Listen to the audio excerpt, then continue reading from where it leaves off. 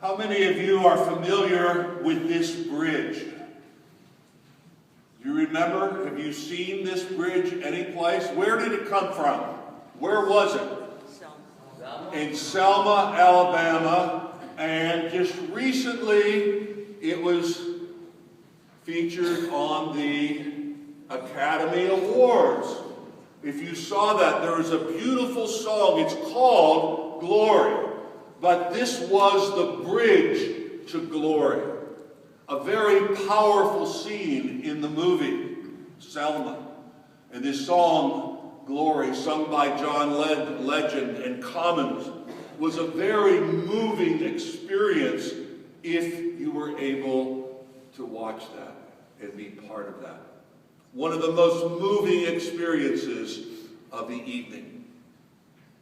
But that March for Selma, and they talk about the glory, and in the opening prayer, we said we would see the glory of God.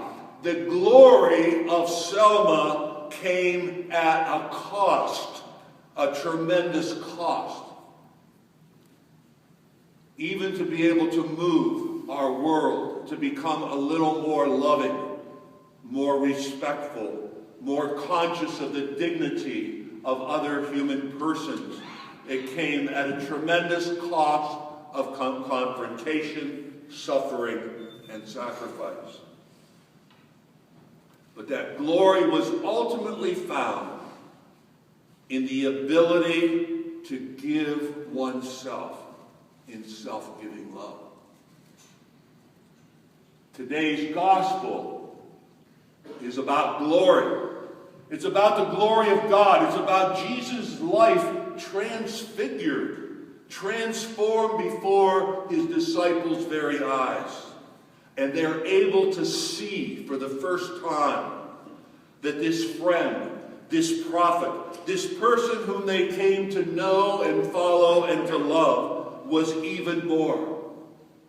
Because they were able to see the very glory of God transfigured and transformed within him, and the glory of God made visible.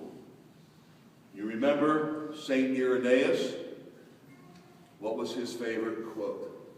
The glory of God is the human person fully alive. The glory of God is the human person fully alive.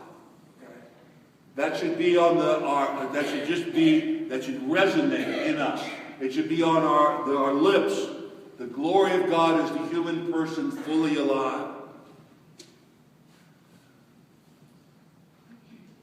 But you know what makes this whole experience of Jesus so meaningful and so special?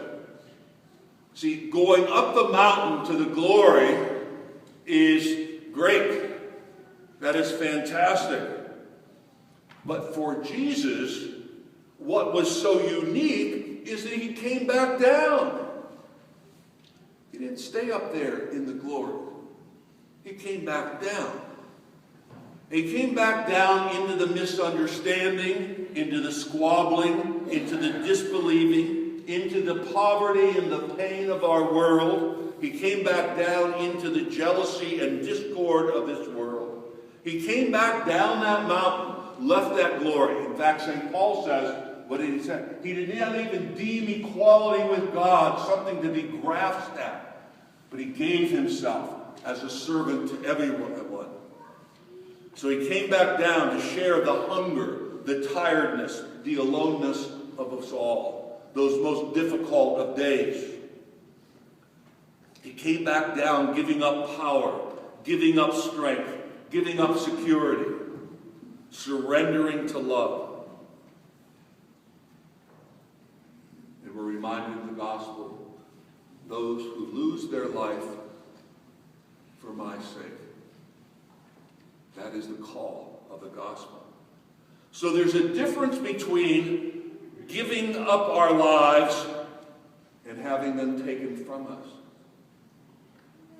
And when we look at the crucifix, when we listen to the gospel today,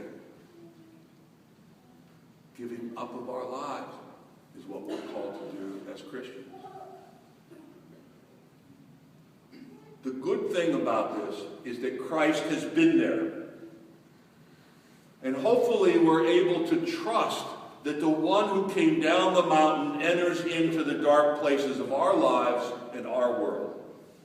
And that we won't let ourselves just dwell there and stay there. We need to be able to name what is broken. We need to be able to say where we are hurting. And we walk into our world each and every morning, each and every day. We need to remember who we are. And we need to remember that there is a glory and that Jesus is our bridge to glory. Jesus came to show us God is for us. He really did. He came to show us God is for us. And he came all the way down